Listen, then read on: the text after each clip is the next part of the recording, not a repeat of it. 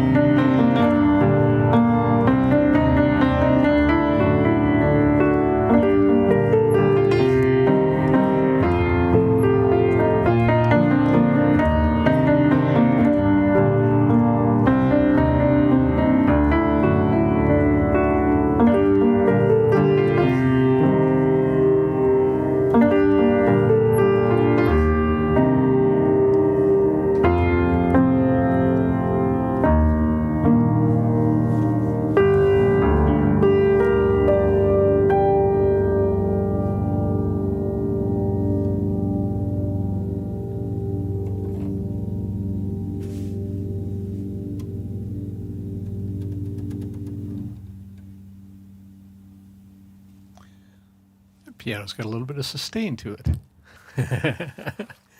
It's it's interesting being out here in the local production studios and having this beautiful upright piano in the middle of the place. I mean, from my perspective, it seems like it just appeared here.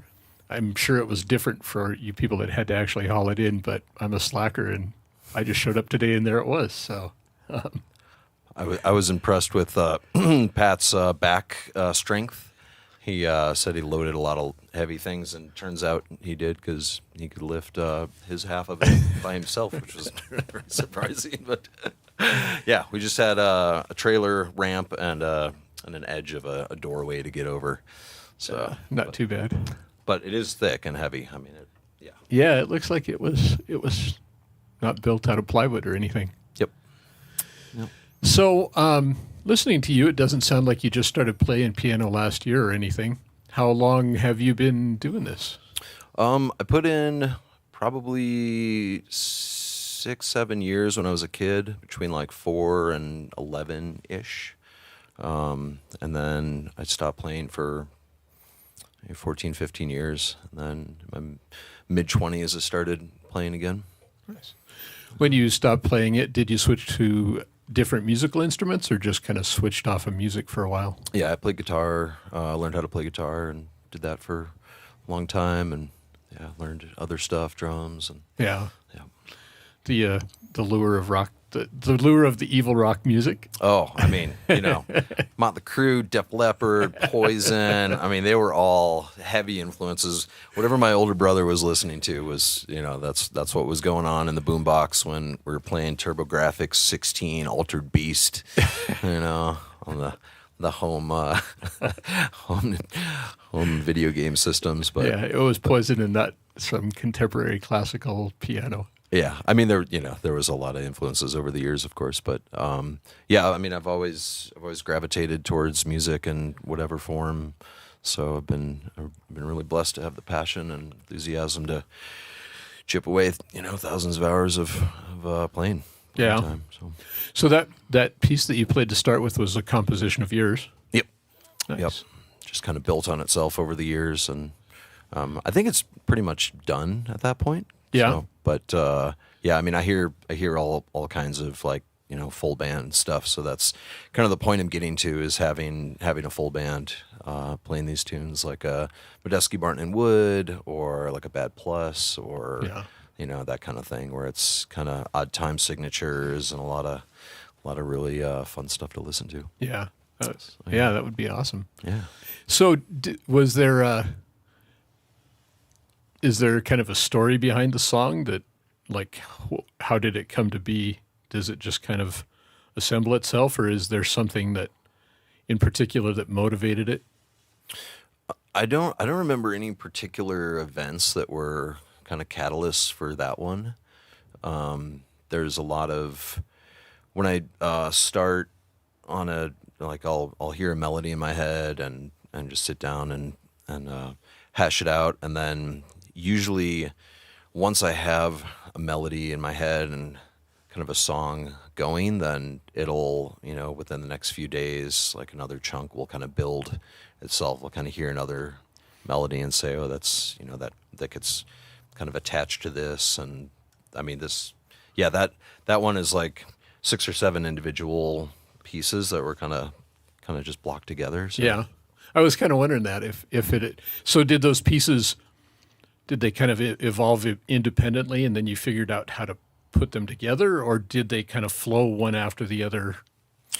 Yeah, they were I don't remember like all of those pieces being, over the course of a couple months. It was like, then another piece would come a year later and go, oh, I'm going to stick that on there. That'll fit in there. Yeah. Yep. Yeah. I found myself wondering while you were playing, is there any part of that that's kind of spontaneous? If you played it tomorrow, would it sound pretty much the same? How much the same? Mm-hmm. Yeah. Pretty much identical. Yeah. Yeah. Nice. So how did you come to be here playing your piano here in Bozeman? That's a great question. I moved to Bozeman in 2003. Started playing music. I played drums for a band called the Ill Sauce, which was a reggae rock band and kind of sublime-ish. We did a bunch of years of that and just got plugged into the music scene. I met Pat, I don't know, a decade ago or something, a long time ago. And so just through sound and through different gigs, I played with a few different bands in town over the years. And so, yeah, just one thing led to another. And here we were rolling this thing in last night at 7:30 p.m. So, Nice. yeah. So you were saying this piano is kind of a fairly recent acquisition? I got the piano in 2012 from Stefan Stern. It was in his practice area, and he had two there, and this one he wasn't so fond of, so he gave the piano and the bench to me for $250. When he was like $250, I was like, "What about the bench?" He's like, "I'll toss it in," and I was like, "Oh my god, this is the greatest deal ever!" Puts it right over the top, doesn't it? Yeah, for sure. So yeah, almost a decade ago now, but it's 1910 or 1912 Cornish. I think it's a 1910 Cornish from Washington, New Jersey. So they make really, I mean, just the width of everything. I mean, that's where that deep, rich sound comes from. So it was, yeah, just I love this piano. I mean, it's just the fact that you guys rolled it off of a trailer last night.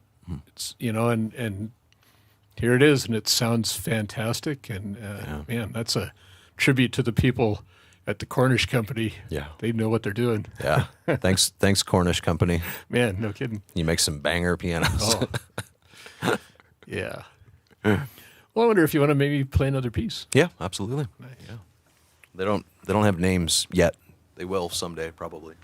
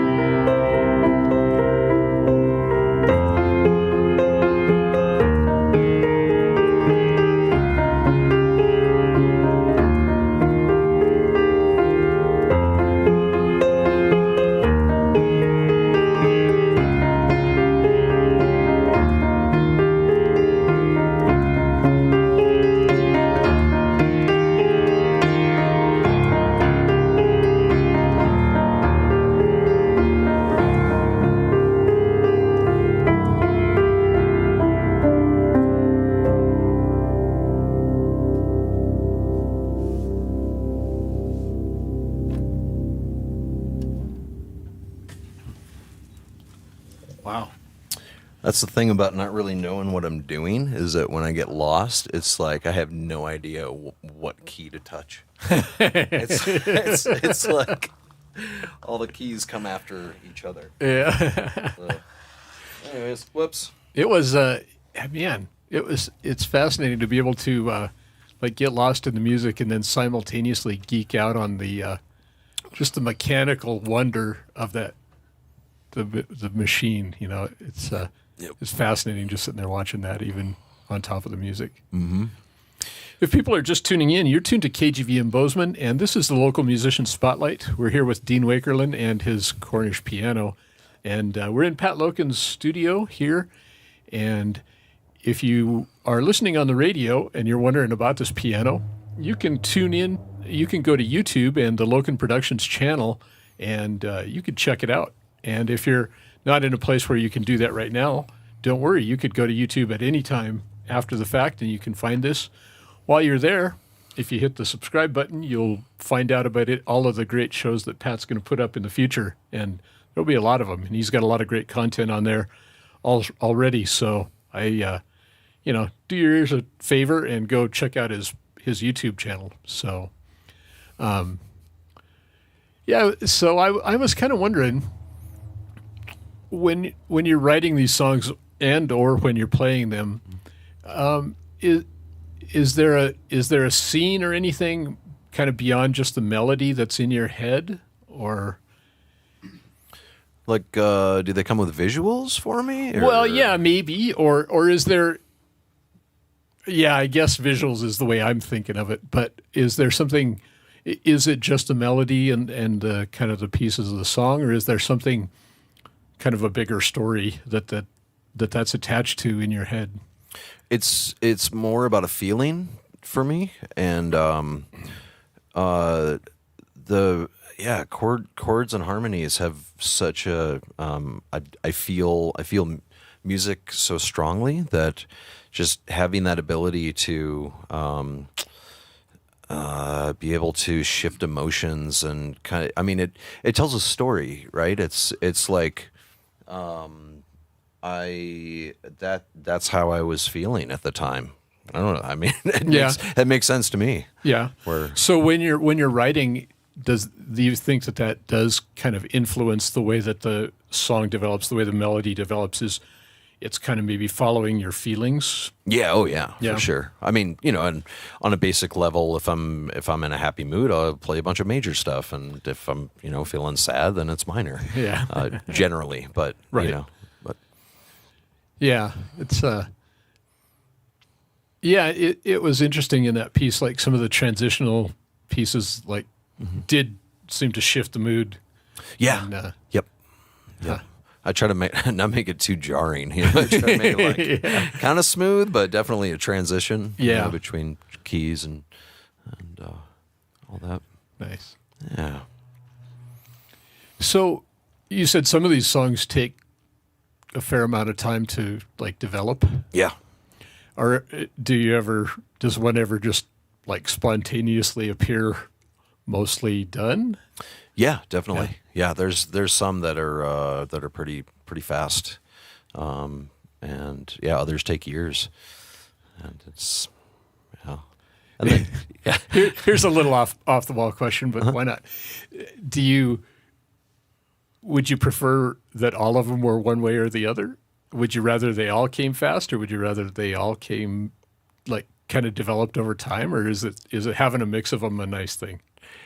I appreciate that they take their time with how fast or slow they come.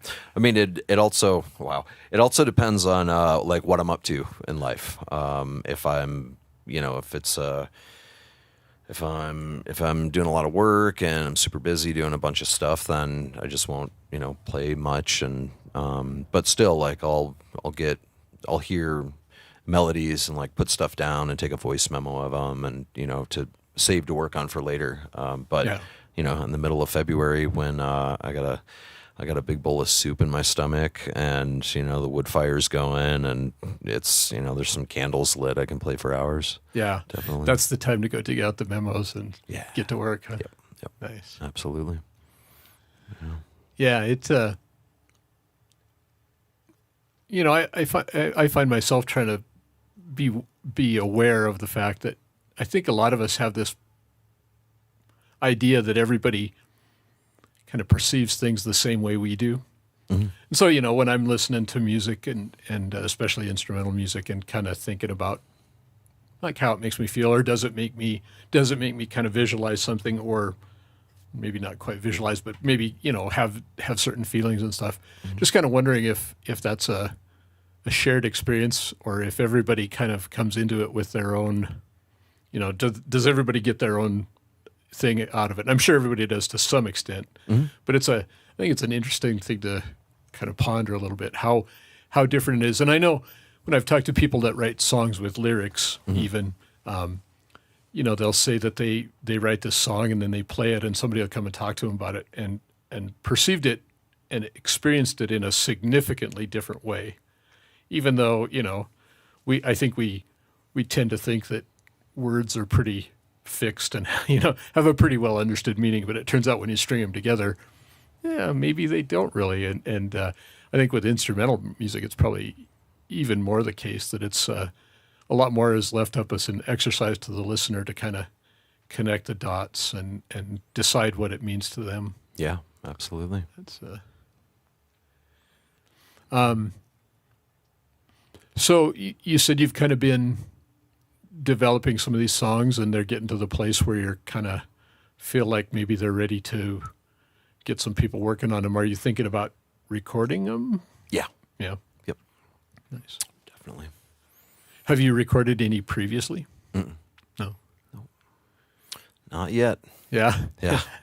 just been scheming hard, Bob. Nice. Yep. Nice. A lot of scheming going on. Well, that's good. It's good to have a plan. Yep. So, absolutely. Do you have any idea of like, would you record it somewhere around here, or do you know yet? I think I've got certainly a few possibilities. There's some nice pianos around, and with some nice mics and some nice people turning knobs. So there's certainly a few options. Yeah, yeah. There's a for the size of this place, there's a surprising density of people that do that sort of thing. So, yep. And the more technology increases with more people just being able to record at high quality, and the more technology goes up, the cost comes down, so it gets cheaper to record at the same quality as 10 years ago, 20 years ago. Right. Yeah, I think that's there are a lot of different angles and aspects and effects of that progression, but I think it's great that people can produce really high quality recordings themselves, mm-hmm. and not have to have a trust fund or sell their neighbor's kid or something to afford to be able to do that. So yep, it's kind of a great equalizer. Yep, it's nice to not have to sell your neighbor's kid. It is. I agree. mean, your neighbors probably think it's great too. So. Yeah, everybody wins. Exactly. We get great music. People keep their kids. It's great all the way around. Yep. Cool. Well, yeah, you got another? Yeah. Want to hit another one? Yeah, absolutely. Sorry.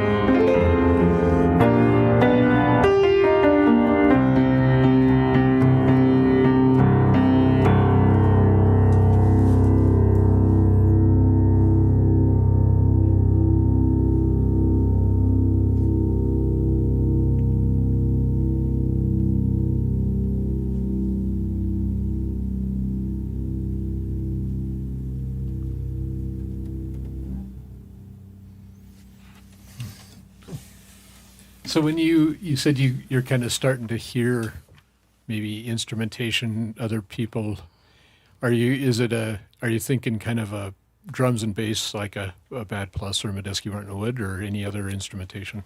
Yeah, I mean, I on some of the stuff I hear whole orchestra parts, and yeah, if I can get what I hear into a form that somebody can push play on, I have all the faith that people are really going to enjoy what comes out. That's the adventure, I guess. Mm-hmm. Yep. So have you written music on the guitar too, or is it mostly on the piano? Yeah, I've got a bunch of songs on guitar. Guitar as well. Yeah. Have you ever written with someone else?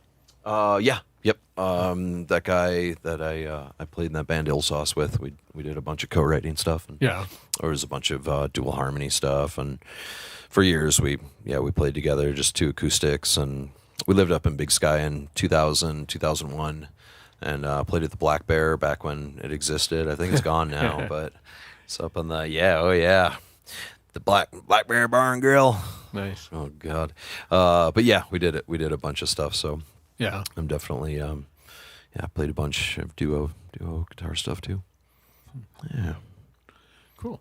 Yeah. We've got about 12 minutes left, so if you've got one more, Yeah. I think we've got time to maybe fit it in and see where we're at with Cool. the wrap up. Yeah, sounds great. I've got two kind of shorter ones. Okay. So Cool. Yeah. Go with that.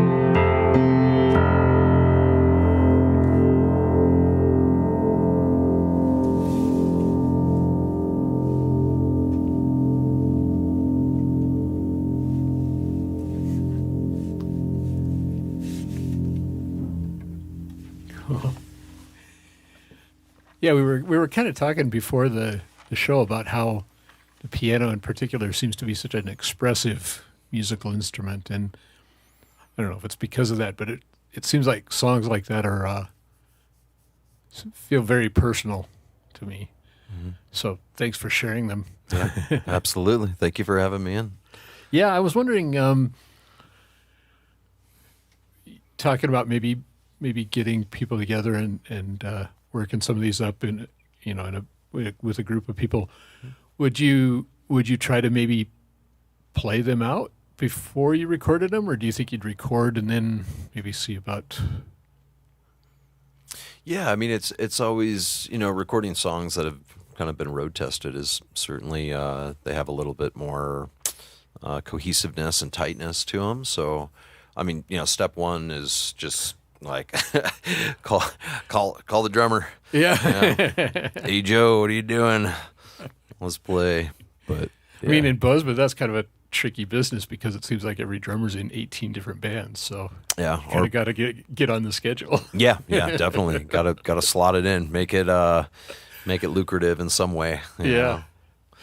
But yeah, just put a band together, start playing them, and yeah, I would imagine get some smaller gigs around town and just start playing out, and then I imagine it's like walking across a stream.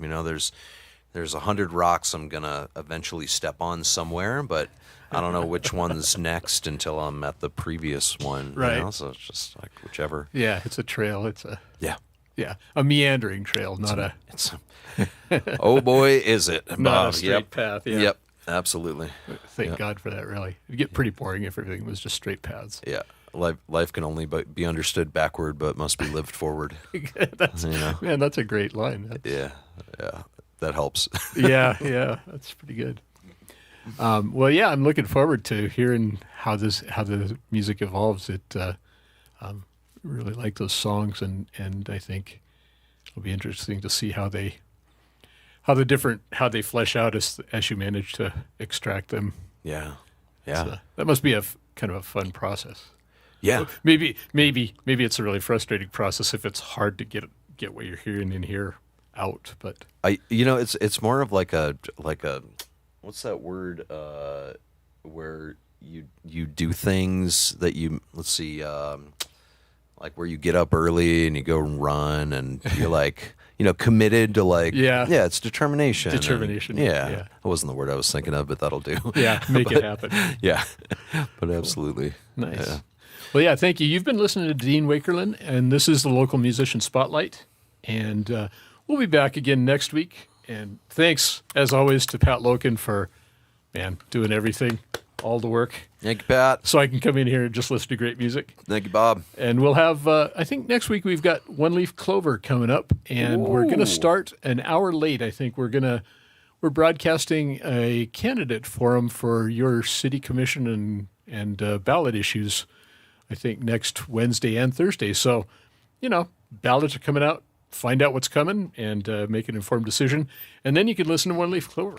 So you talking about Joey Morrison? That guy, city commissioner? That guy, yeah. That guy's on point. Yeah. Yeah, check that guy out. So thanks for tuning in. Stay tuned. Amy's got her show coming up right now, Amy's Epiphanies.